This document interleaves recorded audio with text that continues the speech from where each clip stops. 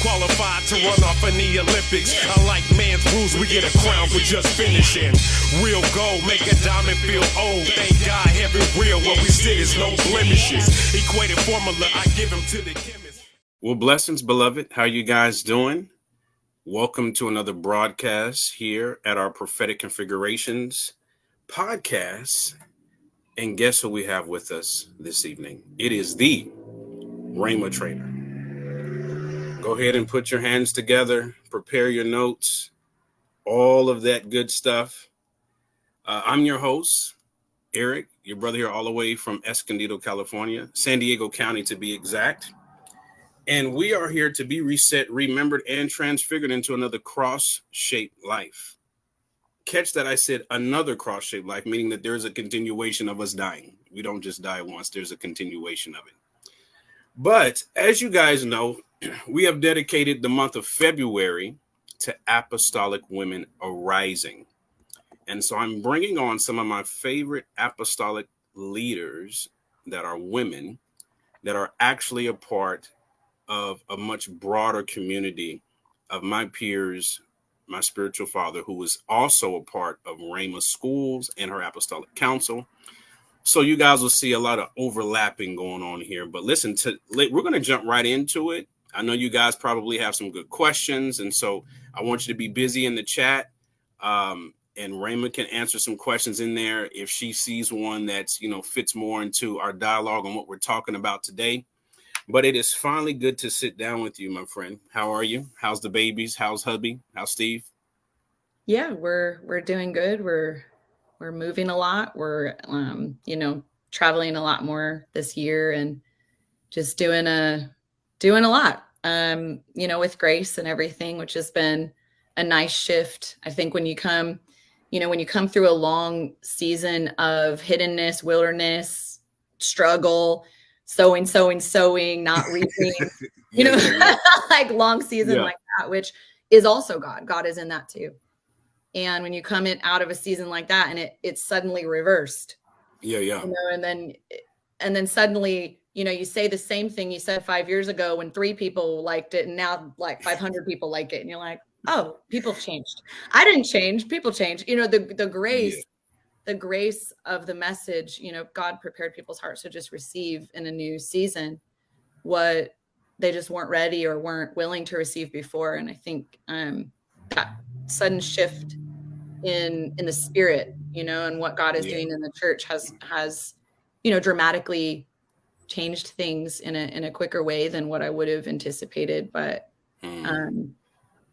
it's kind of like you want to go. I'm like, can I go back? Real quick. Had like more time and less people knew who I was. It was like a lot easier. But, just being obedient the best that I can and trying to be faithful with what God is putting in our hands and what He's doing. Amen. Well, I mean, based on the busyness. Well, for people, it may appear like, man, she's all over the place. She's busy, but I don't think people understand that there's a strategic movement in moving with the winds of the Spirit and being obedient. Again, in the culture that we live in with social media, everyone is like, man, I see you doing this, man, but what they don't understand that behind the scenes, there's a lot of death. There's a lot of sacrifice. There's a lot of things that people don't see. They just see the fruit or, the upfront exterior aspect, but they're not understanding the interior development of why the Lord is opening doors, why the Lord is expanding the stage, so to speak. So, I think it's really easy for people to see someone's public whatever. And, everything always looks like, oh, where'd you come from? And it's like, well, I mean, I don't know. I came from 10 years in the wilderness. How about you? Instant success, that doesn't exist. Yeah. And even still, I feel like I have to die more every day, and it's like there's deeper consecration for every single thing, that God has asked me. And I mean, I remember talking about maybe a year ago how I had this encounter where I was asking Jesus for the nations, and that's not a cheap ask. So the level of, and I don't want all of them, it's too much, but the nations that he has appointed to me in Jesus' name, and that's it. But it's like when you want what God wants for you, your willingness to surrender to the cost, right? You count the cost.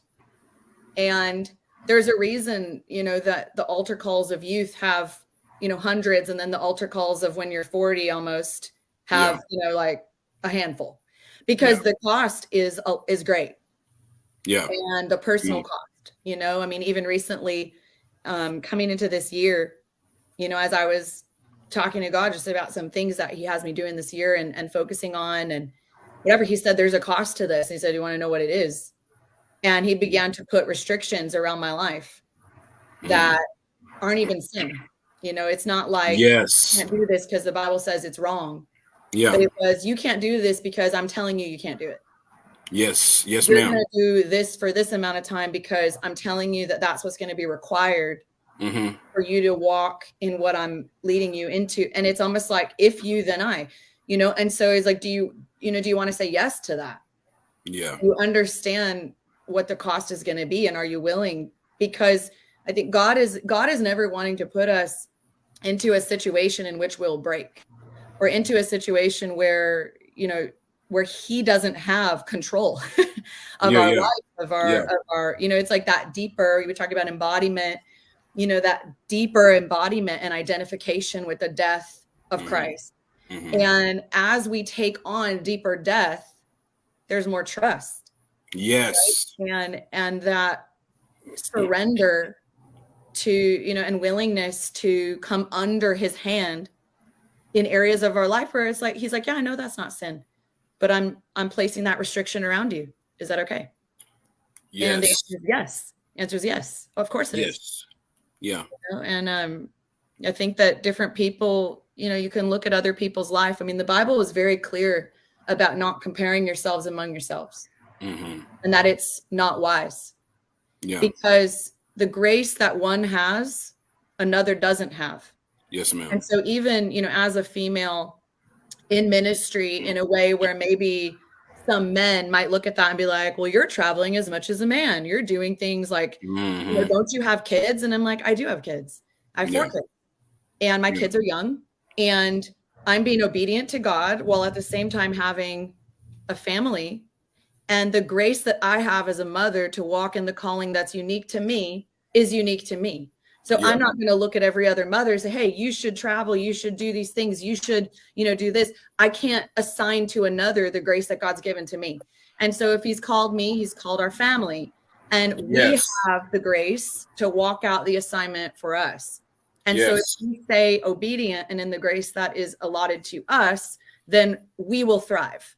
And so it's, that grace doesn't belong to somebody else, and their grace doesn't belong to me. And so that's why it's very foolish, to look at somebody's life and say, well, you shouldn't, you can't, I wouldn't. And it's like, well, that's okay, because it isn't your life. And, the way that God has called us, we're walking that out, the best that we can in obedience with the grace that we have. And, there is a dance too to that, and finding, God continue to direct our paths and continue to, to keep us in your boundaries. It's like, I'm praying for doors to close, that should close. Like, I'm like, close the doors that you don't want to be open. And I find say that no becomes like a big deal. My no is like having to be way more strong than I have ever had to have it before. And even that comes with a different kind of, is different. Different. Would you say like the more that the no becomes bigger, the more there is a stripping of the fear of man? For sure. I mean, depends on who's asking, you know what I mean? Because sometimes people that you respect or honor, and people you just want to be with. I think that's a struggle. There's people I'm just like, oh, I want to be at your conference. I want to be hanging out with you. I want to come. And I mean, it was something like that the other week where, I was talking to my husband about it, and I was like, you know what? As much as like everything in me like wants to be over there right now with them, like I can't. I'm already traveling 2 times this month. I'm gone for like, such and such days. I just can't make that choice. Like I have to prioritize, in this season at least, where there's heavy travel, and probably every season won't be the same, but at least I know the assignment he's given me this year, and I have to be faithful to that. And so there's a lot of things I've had to say no to that like I don't want to say no to. I'd rather say yes. That, I can wholeheartly relate to that because, I'm part of the Apostolic Council with the Freedom Crusades, and they're getting ready to head to Honduras again. And mostly everybody there that's family. I've been to Honduras almost 6 or 7 times with going in and out of nations with these people. It's like you're like living with these people, And so anytime there's an opportunity for us to gather and to commune and to just, hug on each other, it's just like, yes, let's go. But I didn't sense the grace this year for Honduras. It's not that I don't have grace for nations. It's just the grace for that particular assignment. The Lord did not, the Lord wasn't leaning on that. And I didn't even understand why at the time. And I know Jason was like, bro, we need you. We're for the youth crusade. And I'm like, Lord is saying no. As much as I would love, man, to see thousands of young people hungry, desperate, wanting to be filled with fire. I mean, who doesn't want to see that as a minister of the faith? Like, who doesn't want to see young people, just crying out for more, but I believe that's when the testing comes for us. Like, are we going to be obedient, or are we going to just, do what we want to do, just for the sake of ministry? And that's just not how it works. And I think as you ascend higher, like Moses, like as you ascend, the voice becomes a lot clearer. The demand becomes leaner, like there's just things that just can't go. And the Lord was just sharing like, hey, you guys are building in this sense here in this region. And there's some things that I'm going to bring you into as far as team ministry that this region needs, and, if you don't know by now, if you live in California, in our region, there's a lot of work that needs to be done. Yeah, I'm from California. So. Oh, I didn't know that. I didn't know you were from Cali. Yeah, I was born in West LA. So I lived in LA for 24 years of my life. So oh no, that's right. I did remember you sharing that. And then you guys moved to like New York or something like that, yeah? Yeah, then I moved to Australia actually from California. But wow. Yeah, and then we were in New York for almost a decade, and then now we've been in Atlanta for a few years. But yeah. I mean, anywhere I've lived, the majority of my life has been in Southern California. Nice. Yeah, there's a lot of love for that area of the world. I'm actually excited. My first time ministering in California. I mean, though I grew up in California, it was my whole life. Yeah. But, I had an encounter with God recently where He said to go to California. So that was my first release, to go to California. Interesting. To minister. So I'm excited to be there in April. But yeah, it's the place of my birth. Yeah, we're excited to see you again and hang out and just see what all the Lord wants to do. I'll share a dream with you later on that I had maybe a couple of days ago about you, and I think it's concerning California, but we won't share it here. I'll share it with you later. But like on the podcast live, like, are we all gonna have the dream together, or are you gonna like? I mean, I'll leave it up to you. Like, it depends on what it's about, Yeah. Well, it's funny because I told my wife, I said, I'd actually kind of want to, I'd like to bounce this off of Tom and get another prophetic perspective, but yeah, I think it's still unfolding. So I'm if you know me, like I'm not, and my wife will tell you, like, there's dreams, like I won't even tell her until like it's like time, and it'll be like months down the road. Yeah. We're gonna jump in. Let's jump into to some really good questions here. And let's talk about apostolic building from the framework of the apostolic and the framework of the Lord choosing for himself women. And if you all read your Bibles, you'll see that in the New Testament, Jesus defended women a lot because of the culture of that day, where women were treated as a piece of property. They were lower than second-class citizen. And you see a lot of Christ's support came from women. Mm-hmm. And the first person to actually send was a woman, was married, to be sent to the disciples. And so I'm sure you guys got some questions, but one particular one, let's dive into this. Many people in the church tend to, turn their nose up at the fact that women are in the pulpit, and especially women who call themselves apostles. And I'm not saying that, I do understand that there may be women in the body that call themselves apostles, but haven't really been sent by the Lord. I think there's a vast difference. And the same with men. There's many people who claim or call themselves into the fivefold instead of the Lord calling them, and get into a lot of trouble. But with that being said, we see on numerous accounts within the new covenant, Christ defending women and covering them.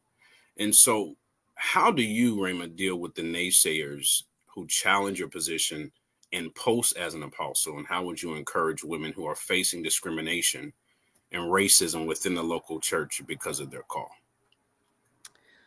Well, there's a lot of things I would say to that, right? So I grew up without any kind of context of like women aren't allowed, women aren't good. Like, I've always lived in very urban environments. I was from Los Angeles, then I moved to Sydney, then I lived in New York. I was never in like, the backwoods of somewhere with people. I do that. You're a woman. Like I don't have any kind of context like that. And then I also, the streams of the church that I was in, were much more,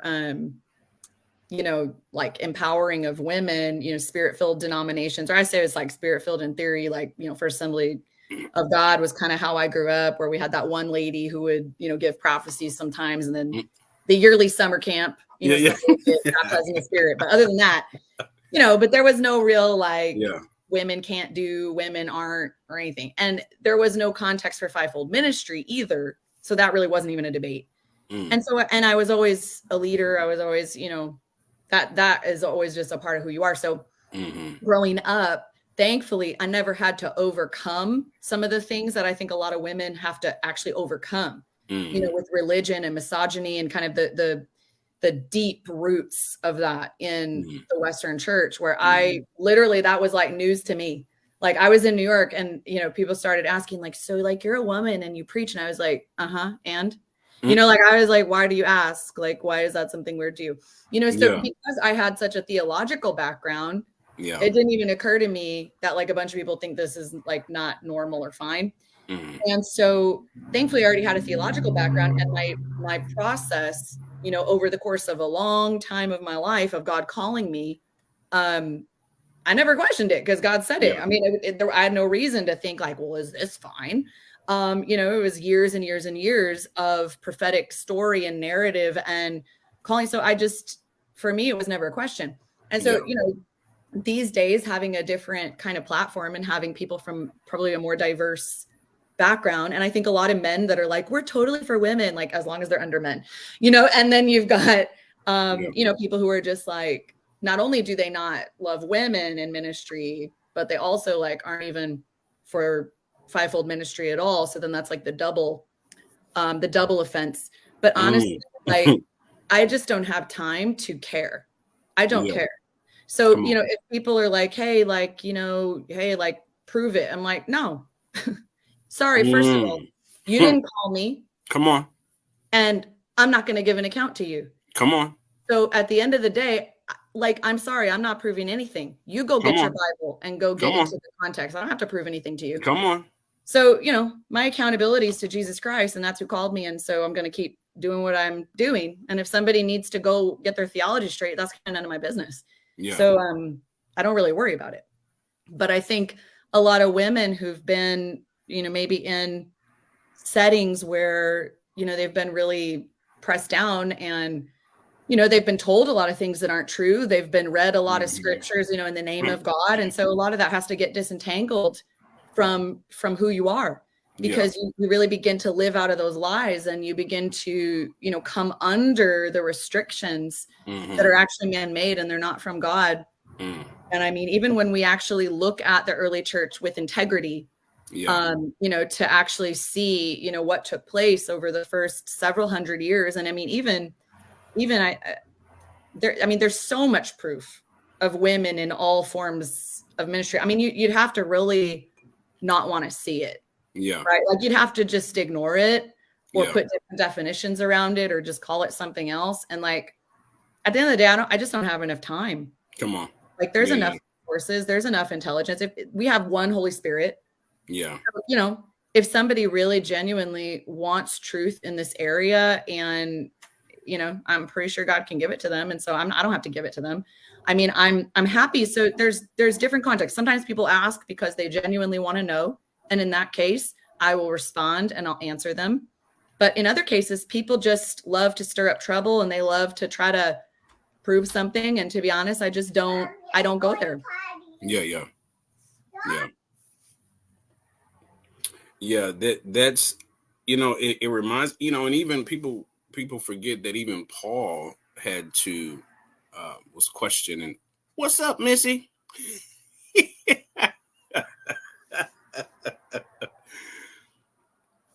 Even Paul was dealing with people wanting him to give a validity of his call. And he said, listen, it was Christ who called me. I was on my way to slaughter Christians, but he considered himself the least of the apostles. But he understood, listen, Christ called me to this work. And if you don't understand how the fivefold works, it is, especially concerning the apostolic and the prophetic, or apostles and prophets, the Lord calls them to himself, and he places people, those individuals in the body as a gift. The individual embodies the encounter of what Christ has called them to do, and they become a gift to the body, therefore equipping the saints for maturity. And so if we have any other understanding of fivefold, then it's not biblical. But I do believe that we're moving in this season, and especially as Gen Z and Gen Alpha are being exposed to a greater awareness of who God is. You can look all through social media, but I'm not on TikTok. I've been debating about that for a long time, but I mean, these young people are looking, they're searching for the real deal. And what they do know and what they do understand is that darkness is all around them. There's no question about it. And so people are looking, listen, like I've been to church. I used to go to church with my grandma. So I understand, I'm not looking to I don't want to sit in another service and just, be preached at. I'm looking to see that, as I'm going back and I'm studying the word of God, I'm seeing that there's demonstration, that stuff is happening, right? So where is that in my generation? And so I really believe that that's a voice that is permeating throughout young people, young adults. Yeah. And I think young women, especially, because in the 70s, you see, especially because that's kind of the topic we're kind of tracking on, but, you see in the 70s, this false rise of feminism. You see the rise of Jezebel kind of taking advantage of the oppressive church. And so, the church taking women and like putting them down. And then you see Jezebel answering the cry of the women to be heard and seen and to have a voice. Then it becomes this demonically charged, aggressive movement. If you won't allow us, if God doesn't want us to have a voice, then we'll go over here where we do have a voice and where we do have power. And that's also, I think, in this era, why the rise of witchcraft has been so massive, among younger women and stuff, like, this attractiveness and toward Wicca and just, these different occult arts, because of the oppression in the church. Yes. I think younger women, like, like, nobody's stupid. Like, we see, at least especially now, like, we see how oppressive it is. Yeah. And most people, it's like they have to choose an extreme. They have to choose to die to absolutely everything that they've ever thought they were called to be and do, and go into, churchianity, or they have to be just totally out there and just like, to be a strong woman, I have to go all the way this way because I can't be both. Yeah. And so it's these demonic extremes. It's like, I've got to submit to religion and misogyny, or I have to go over here and submit to Jezebel. And it's like, it's not either. Yeah. You can still be strong and totally submitted to Christ and in a healthy marriage and have a family and be bold. See, we've thought that women being submissive and quiet is like what spiritual holy women look like. And we've given women this false picture of spirituality and Christian womanhood, where men can be strong and bold and speak directly and be powerful, but that's not how women are. And, that's the problem, because that means that all the women like me, we go be CEOs and we go start companies and we go do other stuff because there isn't a place for us in the body. And unfortunately, I think the body is lacking a lot of the bold apostolic women. Because they have the men just, they don't make space, and so that's really unfortunate, because God is neither male nor female. Yes, I understand he presents himself as a father and that we know him as a father, but God is not a human, though he's a person. And the aspects of God, he has both feminine and masculine aspects, right? And how we interact with the Godhead. And so we have to understand that, male apostolic and female apostolic, male prophetic, female apostolic, like they're going to look different. They're going to carry different emphasis. But if we don't have the picture of that oneness in the body, we are lacking. Yes. So we need both. Yeah. That is one thing that has, even as a young man, has always perturbed me in the culture of church, because we got to understand, beloved, that there is a such thing as an Americanized gospel, an Americanized Jesus, and then there is Christ alone, right? Because of our westernized mentality, we've embraced a lot of charismatic rhetoric and echo chambers, and believing that church in itself is predominantly male coded. It's male coded, which, I mean, in sense it is, but what we don't understand is that God is tearing down a lot of these false paradigms that we ourselves have erected and built. And the more we wrestle and we continue to and you can sense it, you can feel it at times, where ministries that believe that they're growing are still trying to do more, in a sense of trying to gain more people from a controlling aspect. And again, like I said, when I was a young man, I've always paid it, not always paid attention, but I would notice how women were treated in the church. And I've seen it with how even how my mom was treated in some aspects. And I was just like, but this doesn't make any sense to me. If we're one body, and this is my sister in Christ, this is my brother in Christ, right? Why am I treating my sister as if she's a stranger, and that she doesn't serve the same Christ that I serve? And so you actually moved into the next question that we were going to talk about in regards to where do you think we are and where do you think we're going in terms concerning the functionality of the local assembly and regional fivefold interactions? Yeah, outside of just the male-female paradigm, which I think that's a part of it, that we're actually going to see team leadership through a totally different paradigm. A team leadership is not a team of men. Come Team on. leadership is not a team of women. Come on. Team leadership is not a team of 30-year-olds. Team leadership, right? So it's like we have to understand that the kingdom, like the way the kingdom looks in regions, is diverse ages, stages, genders. It actually looks like a representation of that region. It looks like a representation of that nation. So, of course, in some places it might be a little bit more homogenous for various reasons, but like in America, forget it. We've got all the things going on everywhere. And what we need to see is diversity in multi-generational, multi-ethnic leadership that's actually really moving together as one. Yeah. And I mean, among our community, like our greater leadership community, we've got, I think the oldest lady in our fivefold community is 90. And I think the youngest, is definitely, 20s. Yeah. And, we got the same.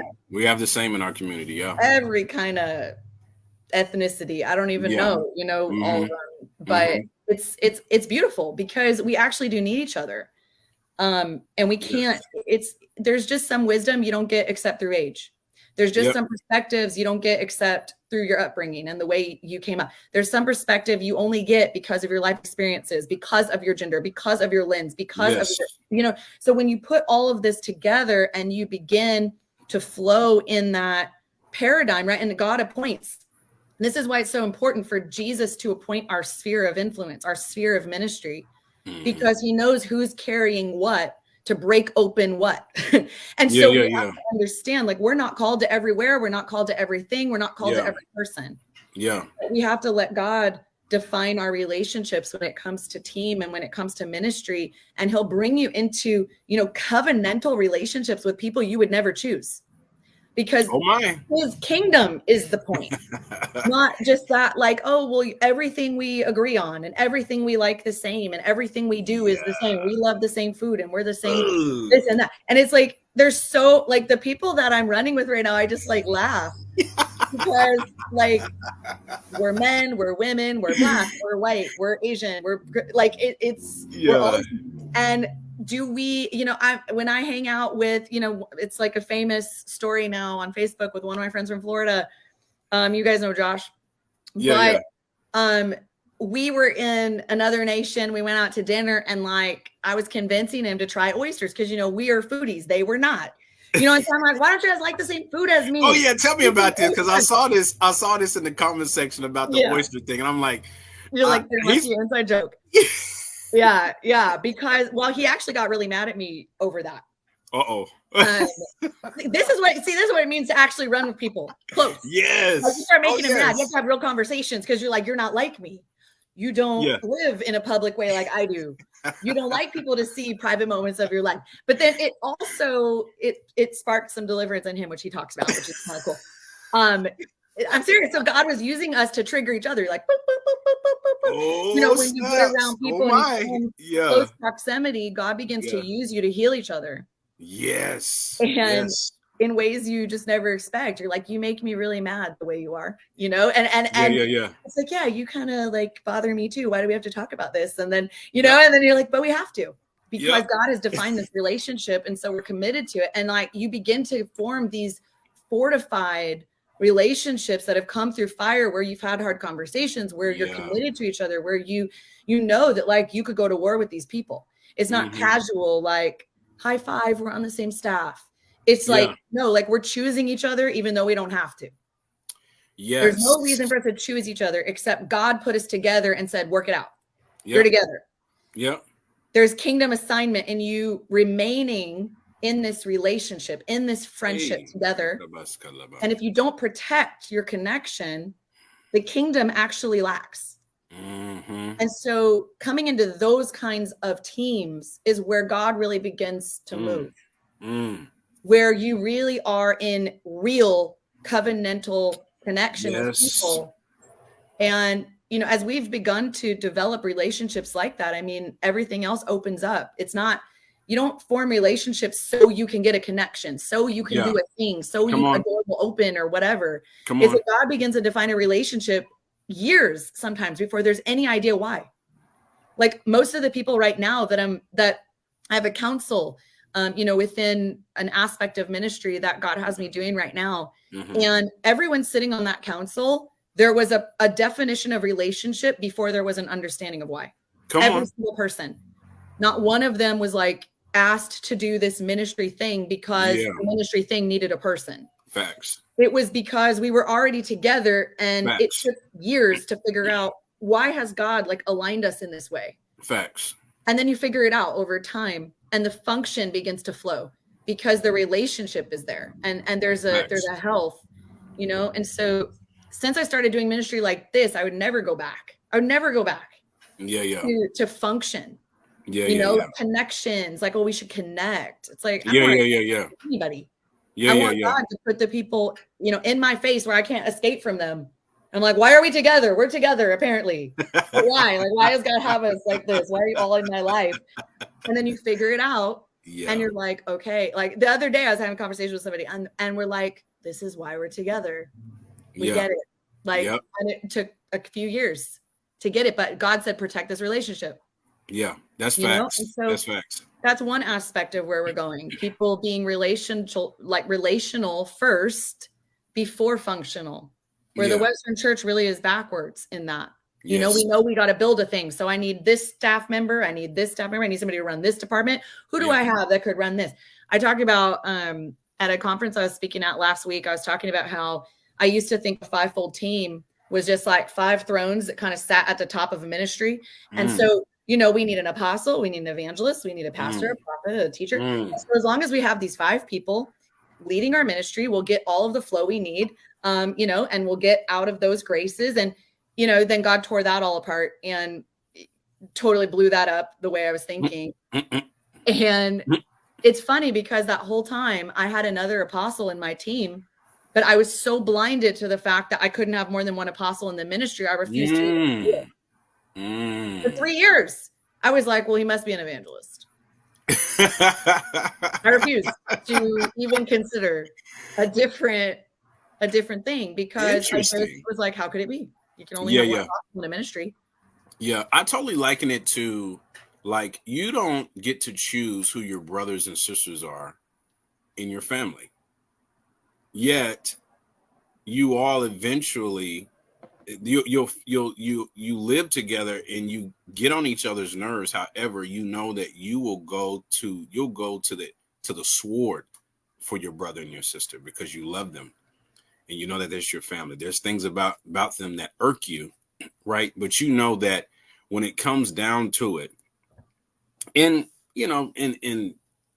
in some cases, there are people who are not close to their brothers or sisters, but coming up as a toddler or just middle school, like you, if I was to witness my brother being bullied or someone picking on him, and yet we had a fight the night before, that fight is out of the window. That's my brother. I'm finna get down for him because that's my blood.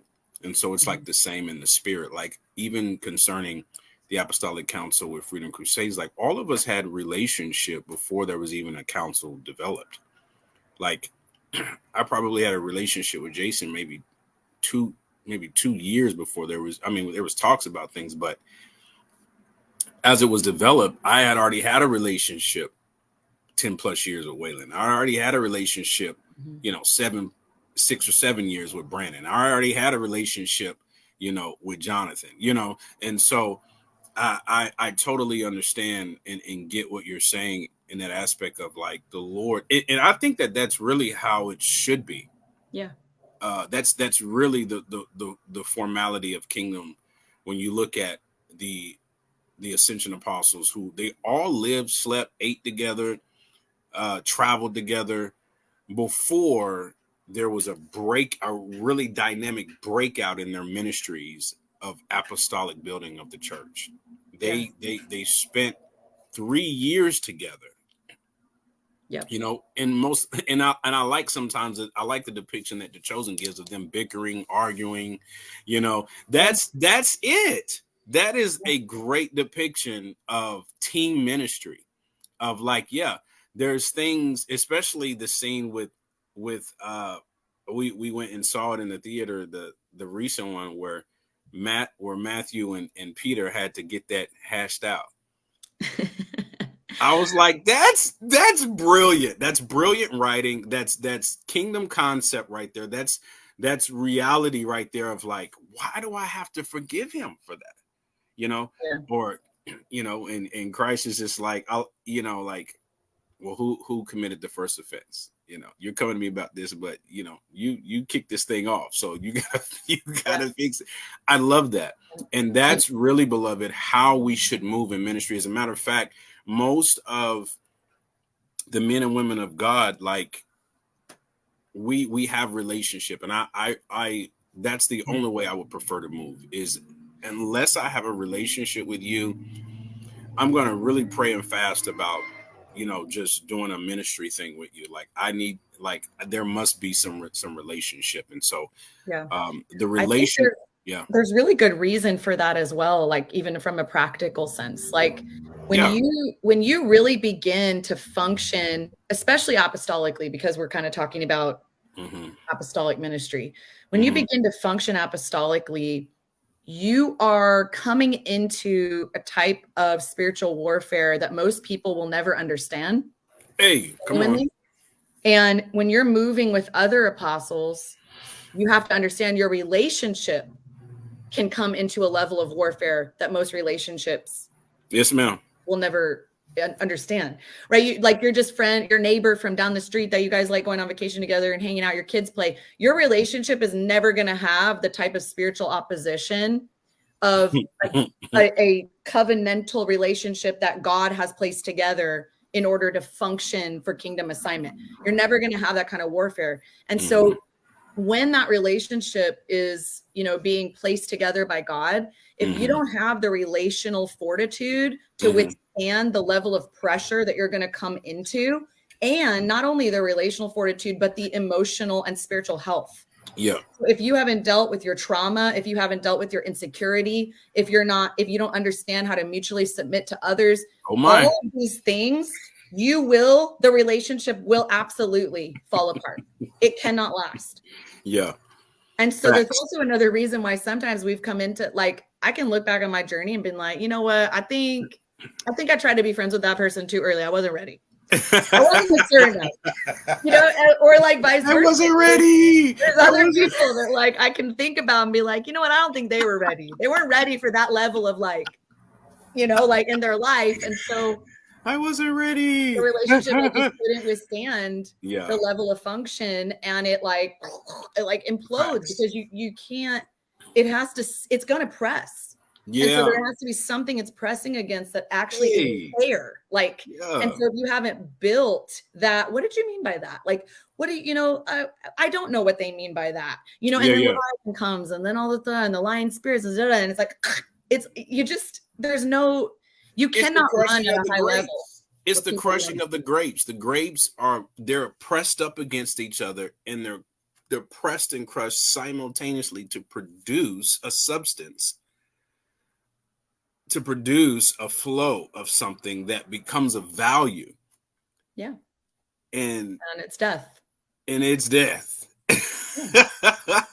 More death. I mean, everything's death. Like, you have to die to Jesus. You got to die to each other. You got to die. Like, it's just like, oh, what am I dying to today? Like, preference again. Okay.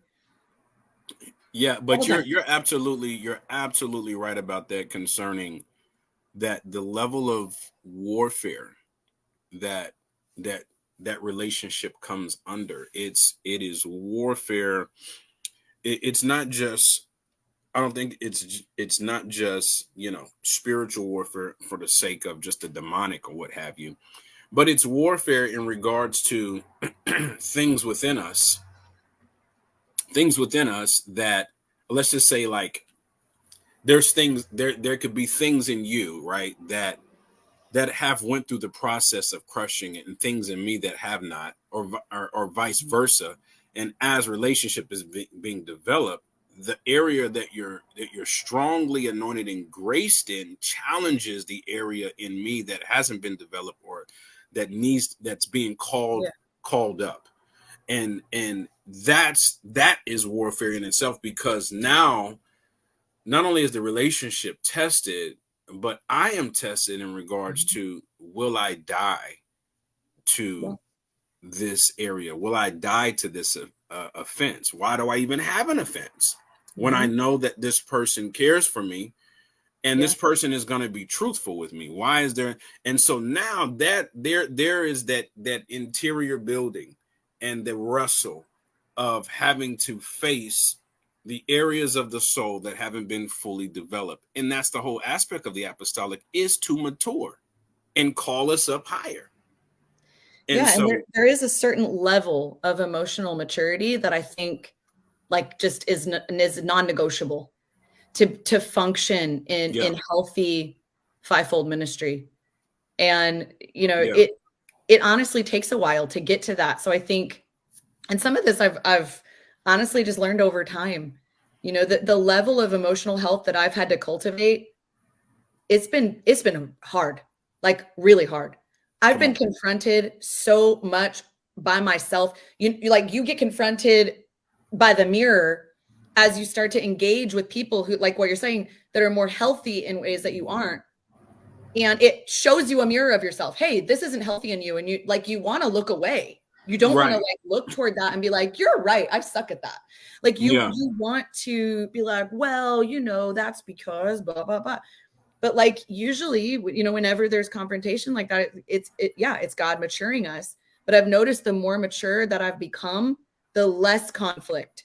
Like, so the more maturity there is in the relationships, the quicker you can, protect the bond.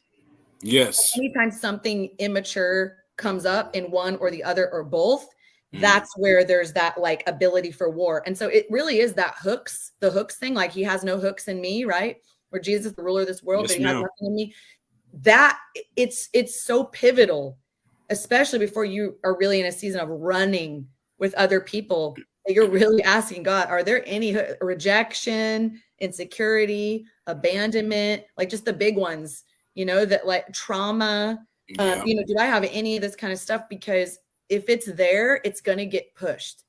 Yeah. And if you can get rid of it, so like beforehand, it's just easier because then you don't have those things pushing. But I've also found another really major key for me has been, even no matter how uncomfortable I am, no matter how much I think somebody did the wrong thing, said the wrong thing, should have got back to me faster, should have had a different response, blah, blah, blah. Why'd you say that? Whatever. No matter how much I think it, I'm going to ask. I'm going to ask the question. I'm not going to slip out the back door. I'm going to lean in. I'm going to say, hey, this really bothered me. And look, it might be my problem, but I'm going to ask you, what did you mean by that? Yeah. What did you mean when you said this? Is this something you really think? And if so, that's okay. But like, I actually need to know if you think that, so there's really very direct. And sometimes my directness is a little bit like, whoa, for people that are in close relationship, but it's like, I'm sorry, I'm not going to have weird, broken, sneaky, weird relationships where people just fall off and you're like, where'd you go? It's like, I have to ask the question. I have to lean in because I'm going to protect my connections. I don't want the enemy to have space in my relationships. And so I will ask some really direct and awkward questions to make sure that the devil doesn't get space. Come on. And you think about, you think about, and as you're talking, I'm thinking about, and again, guys, we're talking about apostolic building here. This is very foundational for apostolic building, because if you think about a wall, right, you think about brick upon brick, and you think about, the mud or the clay or the whatever it is that seals those bricks so that more bricks can be put on top to formulate a wall or formulate a house, right? That brick, even though it's, just follow me here. The brick is not alive, but I'm just saying, like, if we're the scripture says that we are pillars, right? We're pillars. We're vessels, and Christ is building the church with us, right? The next brick is depending on the firmness and the solidness of that brick to support another brick. Like at the bottom, think about even the bottom. And again, I know in our westernized thinking, we think that the apostolic is pyramid where it's the point at the top, but it's really an inverted pyramid where majority of the weight of that pyramid is at the tip, but it's inverted, it's upside down. When I'm thinking about relationship, again, I'm relying, I want to go to battle with someone who has stood the test of time with me and has seen me through the good, the bad, the ugly, and the real ugly, has basically seen me in a deliverance process. Now I can give all of myself to that individual because they have cared and handled my process well with maturity, Right. and then vice versa, right? And so how can we build the kingdom when how can we build the kingdom of God unless the Lord first build us and build unification and build maturity within us and allow people to see? I like there's a follow-up video, the one that went viral with James Kowali about intercession, and he was talking about in this follow-up video, he's like, the quickest, if you really want to see deliverance quickly, submit yourself to a community. Because those in that community will see and call things out in you that will challenge you and put you and put you up against that wall per se. I like as Lamentations 4 speaks about it, where Jeremiah was saying, Lord, you've walled me in and there's nowhere that I could go. God will wall you in community and relationship for the sake of his kingdom building. And you must understand that there are going to be things that other people carry that you need. Right there, it's just like you think about deliverance in a marriage. Like there's just some things that I got deliverance. Like if I wasn't married, I probably wouldn't have got deliverance. Yeah, it doesn't confront you unless it's in because person to press. Yes, yeah. So, we need to understand, beloved, that as we're apostolically building and as team ministry is happening now, there's that brick wall that's being fortified to house the body. And we must be submitted to one another, even if it's uncomfortable. Be willing to ask questions and sit down, have those difficult conversations, and understanding that the person that I'm sitting down with cares about me, whether I feel like they do at that moment or not. The truth of the matter is, if this person didn't care about me, we wouldn't be having this conversation. At least I would hope so that there would be an honesty to say that I'm here because I didn't ask to be here, but God has placed us here. And because we're both submitted to God, we're submitted to the process. Yeah. It's a bond of the spirit. We're not, there's nobody that I'm in close relationship with because we're in agreement with everything. There's nobody I'm in close relationship because we love. Oh my. Like, it is the bond of the spirit. It is the surrender to Christ that makes us one. Because I'm not going to violate what God has placed together. Like I have too much fear of the Lord to try to mess with, a relationship he has defined. I don't even consider it a choice. It's not a choice. He said to me, protect it. And so if it breaks down, that's something that I actually have real grief over, because it was actually my job to protect that covenantal connection. And so I always will do, the best that I can to protect those kinds of relationships, to the best of my ability. Obviously, just like divorce happens in real life, right? People aren't always perfect. Sometimes things happen, but, I think the more mature I've gotten. Hey, I was a lot worse at it when I was younger. Mm-hmm. And, you know, we all grow. And, you know, as we grow, we start to really understand things like this. And, I mean, I couldn't do anything that I'm doing right now without the relationships I have. Come on. So, you know, it was really in honoring and protecting the relationships that God has defined, especially over the last 2 years. Mm-hmm. There's been a massive redefinition in my relationships. Mm. It was because of what God was building in me and in them, right? That there was alignment in what was going to progress in their life and what was going to progress in my life. And the fact that we would actually need one another to come to the point that we're at now.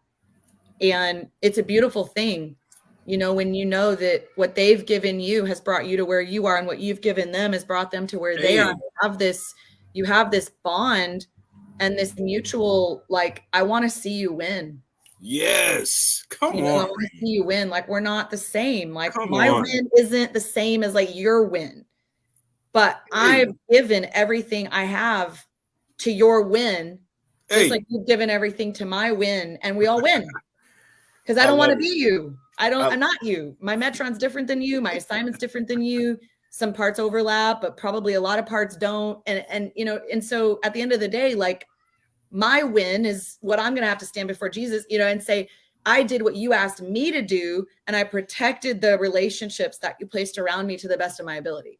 Esteem those higher than yourself is what the scripture says. That's what Paul said. Esteem those higher than yourself. I absolutely listen. If you in the chat or you catch the replay, put in the chat, I want to see you win.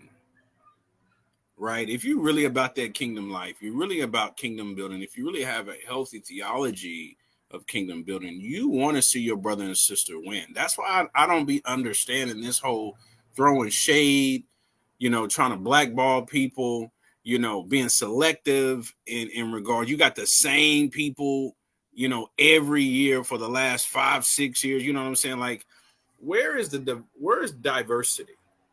You understand what I'm saying? Like, if you really want to see the kingdom advance, you'll be discerning to understand when someone has a greater grace than you, and you find out what can you do to propel them further. What can you do, right? Versus looking at, well, man, I wish I, you know, man, you know, you being intimidated or you know, things of that. You know, it's taken me a while.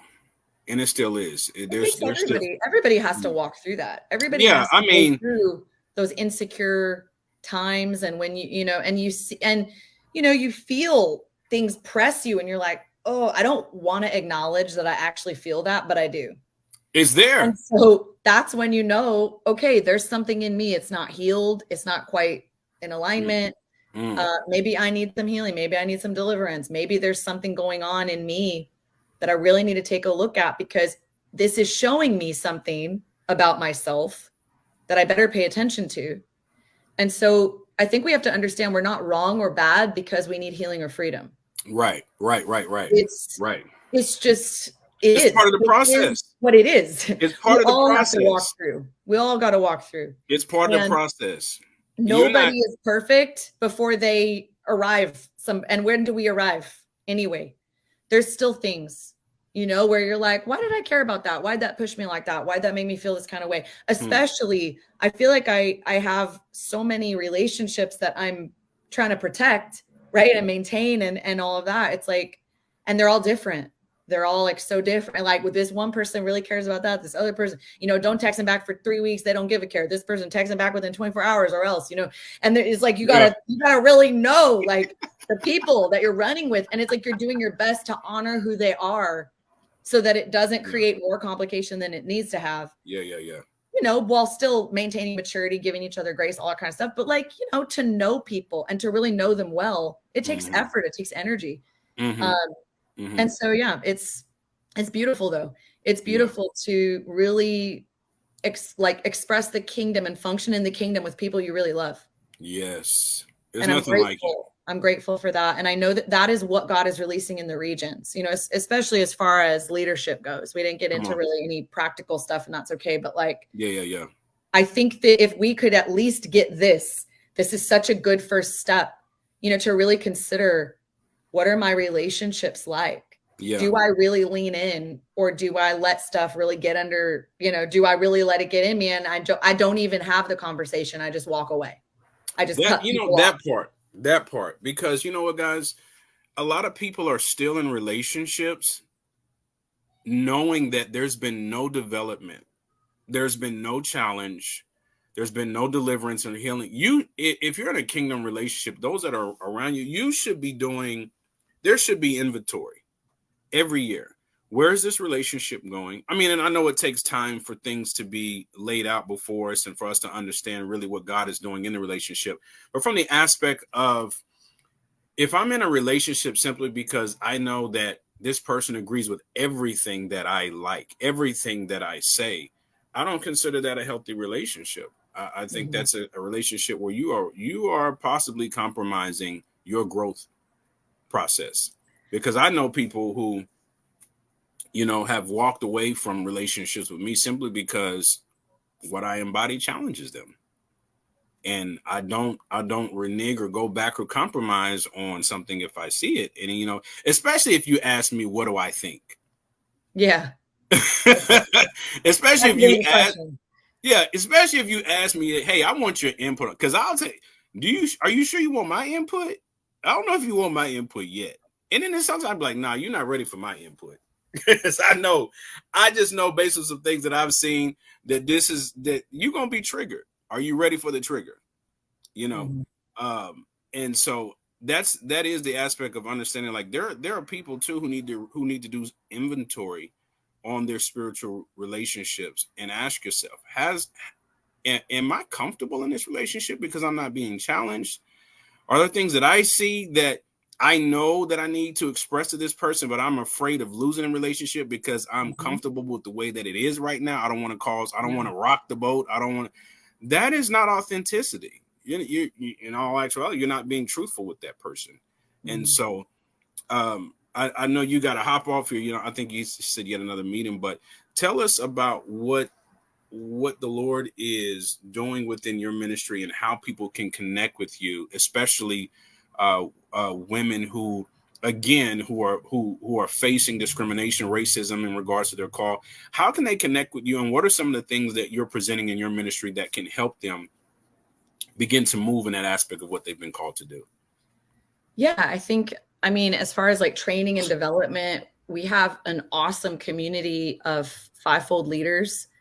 I mean, there's a lot of leaders in that community. And I think, there's relationships, there's, possible training, equipping, there's lots of classes. We meet together monthly, as a whole community with, impartation and training and stuff. And so that's been a really, really good resource. I'm finding that, that community keeps developing, kind of finding its feet. And so, and everyone in that, it's not like a Facebook group. Like people come in, they're like, oh, you have this Facebook group. I got like people all the time, like trying to get into the Facebook group or thing. I'm like, no, this isn't a Facebook group. It's a Facebook group for the community. Everyone comes to like application, to come into the Facebook group. So it's a very concentrated group of leaders that are all hungry to grow together in, the new wineskin particularly. And so it's a very dense, group, and everybody's very engaged for the most part. And so that's an amazing group called the Fivefold Circle. And I have a link to that, on my Instagram, on my website. Which we're in, by the way. Yep. Yeah, which my website's just my name.com, rhematrayner.com. So you can click on the Fivefold Circle. If you are called to the fivefold ministry and you're really looking to be developed in that and find community. And even in that, a lot of people are finding regional relationship, which that's a lot of what God is doing now, in building these nets of regional relationships that are really moving together to support and equip the body in various regions across, particularly, I'd say my sphere mainly goes across, North America, Europe, and then Australasia. That's kind of like my areas. And so people in the community tend to be primarily from those regions. But within it, people have found each other. I mean, house churches have been connected to hubs. House churches are now being born out of hubs. We've got hubs, launching and supporting those apostolic pioneers in different regions, across America. across Australia. Like that's really more how God has me right now, really mobilizing, gathering, training, and supporting, so we used to plant house churches directly. We really don't at this stage. Now we're really just, I'm kind of like a funnel. I'm a mobilizer. Yeah. I was just about to say, you're a bridge. You're a bridge. Yeah. You're helping people get from one end to the I'm destination. Connecting people together. I'm bringing them into relationships. I'm giving them what I have. I'm giving them training. I'm connecting them to this training that they need, putting them over here. So that's kind of how God has me working right now, and really supporting and building up all of these hub, planters across several nations now, and really mobilizing, what I would call regional ecclesia, which is a very different paradigm to the Western church. And so I really believe that's where God is taking the body.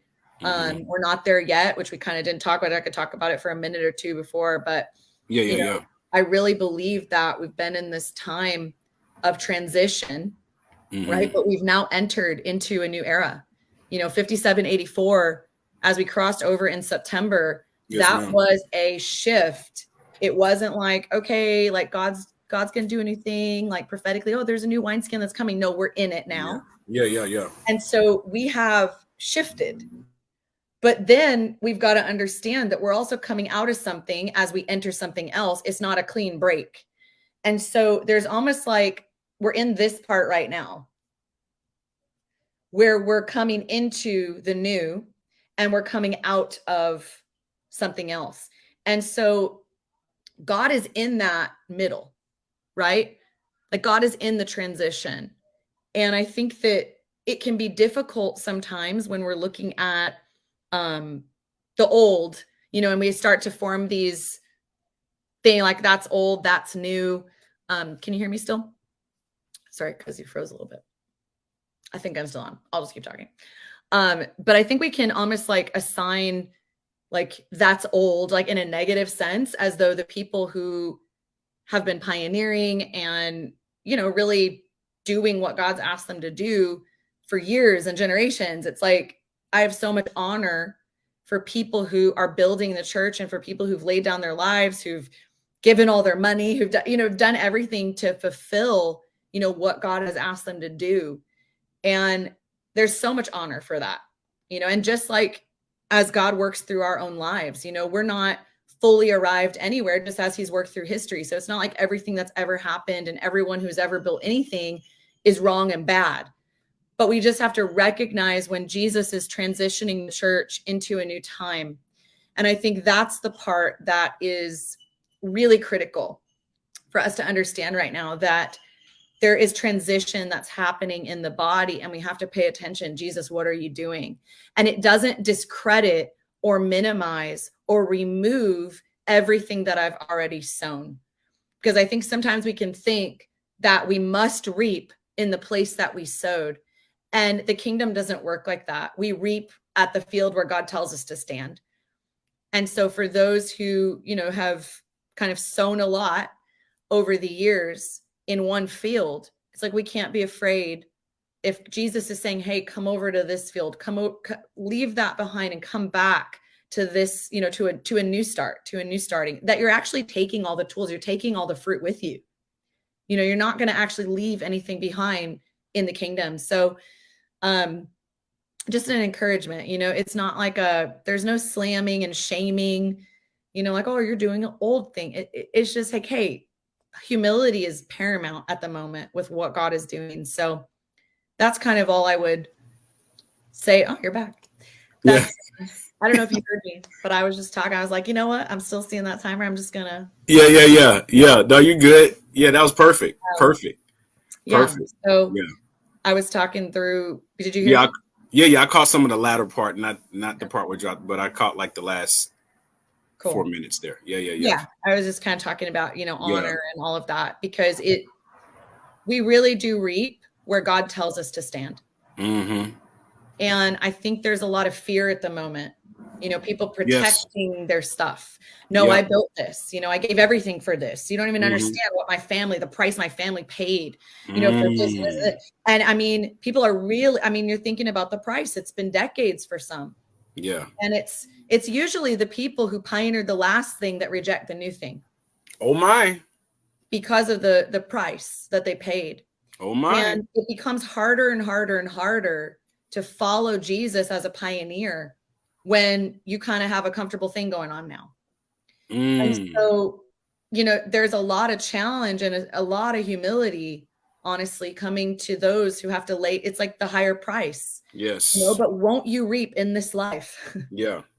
What Jesus asks us to lay down. And so I know that there's so much grace for people, but man, the humility required is it's astounding. Like the humility that has been required. I honestly feel like I had it easy because I was starting with nothing. So I didn't have to walk away.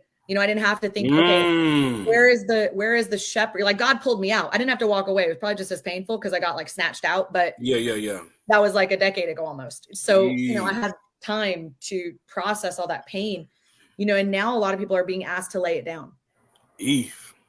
And there is very real pain in that. And I get it. Oh, yes. There's very real pain. Forget it. Even if somebody like fully acknowledged, yes, Jesus, an angel appeared to me with a message and told me, lay it all down.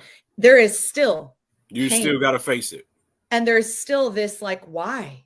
Like, why?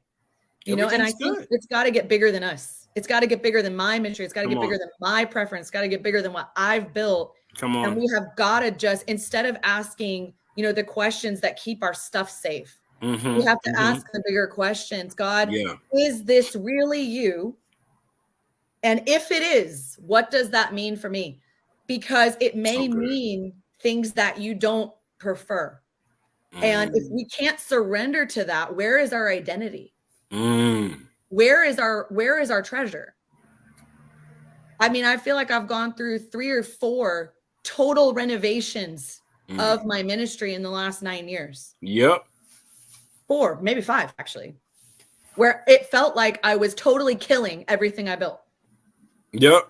Yeah, we're on season 3 now. Yeah. So, it's like death. Yep.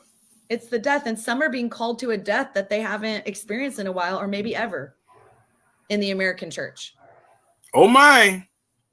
Because death is not something we've been used to. We've never been persecuted.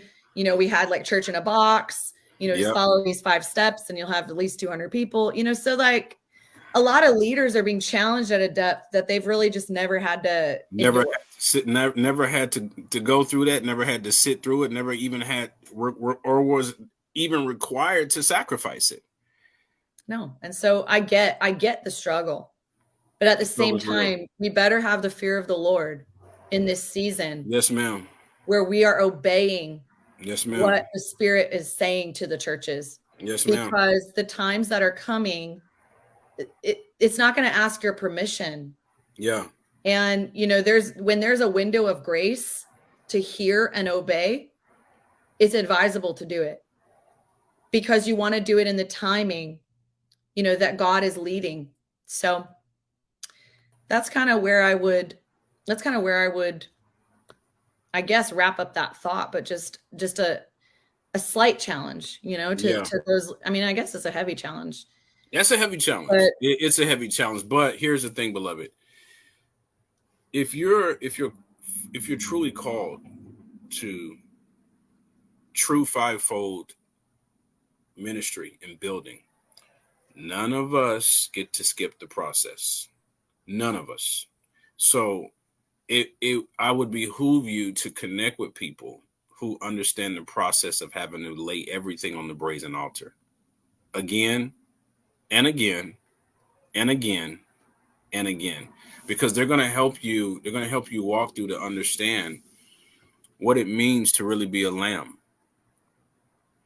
What it means to really to lay yourself on that cross, because it's going to require a community to put you on the cross. You can't put the cross. You can't nail yourself to the cross. It's going to require others to nail you to it. And what the Lord will do is He will allow what He's calling you from those people to nail you to the cross. And so I would behoove you once again to connect with people that have been through that process so that you can go through it healthy. I'm not saying that the death is not going to be messy. It will be. Yeah. But to go through it from having healthy voices in your life that understand the experience of that pain and the experience of the loss.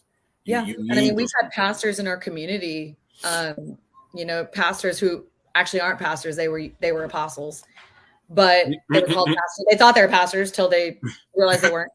And, helping them actually walk through transitioning their church in some cases, into a new wineskin paradigm. And, at first what they thought was going to be really costly actually was so life-giving that they're like, I would never go back to this paradigm of me at the top of a triangle and the responsibility of that and just the pressure and all that stuff. And they're just like, this is so much better, So I know God's doing a new thing. I know change is hard. But we're dead. Jesus is worthy, and we don't have a choice but to obey. And so I don't get how people think they even can decide. Like, I don't know if I'm really going to, let me pray about it. I thought he's the leader. So I don't know. That's just how I've been trying to function the best I can. It isn't up to me. I'm operating in delegated authority. I don't know about you, but like my authority isn't from myself. So I can't, I want the fear of the Lord that everything I'm doing and saying yes to and putting down and picking up, like, I hope that he has given that to me and told me and get, otherwise, like, it's not good. Yeah. I'm not my own leader. Oh my. We've got to. Oh my. Some people are being confronted with that, and that's hard, and I get it, but it's still necessary. It's very necessary. Listen, beloved, you have been brought into another Prophetic Configurations podcast with Rhema Trayner, and today we were talking about apostolic building, and we really just laid some foundation from a relational aspect, what it's going to cost you, right? Because it's going to cost you everything. It's not just going to cost you something. It's going to cost you everything. And the more that we die, the more authority that the Lord can trust us with.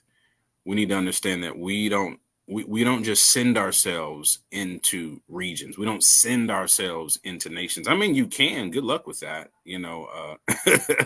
but you're definitely going to get it handed to you if you have not been through a process of maturation, if you've not been through a process of death, if you've not been through a process of relational deliverance, relational healing, right? Yeah, you can sit in your secret place with the Lord, but the Lord's going to purposely place and send people to you so that he can do deliverance and healing through them. Yeah. Right. So if you're constantly viewing this thing as, I'm a hermit and, I belong to the Lord, I understand that. But God also was human and divine. Right. So God understands the human condition, and he understands that, everybody has stuff that needs to be sifted through, needs to be burnt out, needs to be cut out, but he's going to do it through a community. And in order for us to build apostolically, healthy and effectively, we need to be submitted to the relationships that the Lord's bringing us into, and trust that God has us, that God is expanding the net of the apostolic. And it's not about you. It's about what can God get through you, right? It's not about, I need deliverance, but it's also about God wants to deliver you to someone. And that's really what fivefold ministry is. It is individuals going through a death process, being packaged, presented before the Lord, blessed, broken, and then given out into regions and nations. Rhema, thank you so much for joining me today, taking time out of your busy schedule to sit with me. I believe that this is going to bless many young people. It's going to bless leaders. And so I advise you guys catch the replay. If you are just getting into work and, kick your feet up, make you a cup of coffee, turn the TV off and dive into this, and reach out to us as well. You can reach out to Rhema, like she said, at her website, rhematrayner.com. And she has many resources as far as cultivating helping you build, helping you understand what you've been called to, what you've been not called to. I think that's the best for me. That was the greatest part of deliverance, of me understanding what I was not. Amen. And so also, beloved, if you are in the California region, you're in Southern California, Rhema's going to be here in April. My wife and I will also be with her. We're going to be gathering up in Rancho Cucamonga with another sister in the faith. And we're all going to be sitting down and discussing, what does regional building look like as leaders? I believe that meeting will be very impactful for leaders coming in. There will be some who will come in who will need healing, need deliverance. I encourage you to go to Rhema's Facebook page, sign up, get in there. Seats are limited as far as the leaders are concerned. So there's limited space. So make sure you make a beeline to that to get in, because it's going to be really, really powerful. Another one of my good brothers and friends, Jonathan Matthew, will be there as well. We've been building and co-laboring together. And so I'm excited about what God is doing in not just this region, but regions abroad. And so, again, if you're in a region, this is your first time hearing about apostolic building. This is your first time, really the Lord's been stirring something in you about you, especially if you're a woman, a young lady, and God has a call. You don't know how to maneuver through this because you're surrounded, or you're boxed in tradition, or a community that's not allowing you to be faithful to what God's called you to. I advise you and encourage you to reach out to Rhema so that she can get you plugged in into a community wherever you may be. So, beloved, thanks again for tuning in.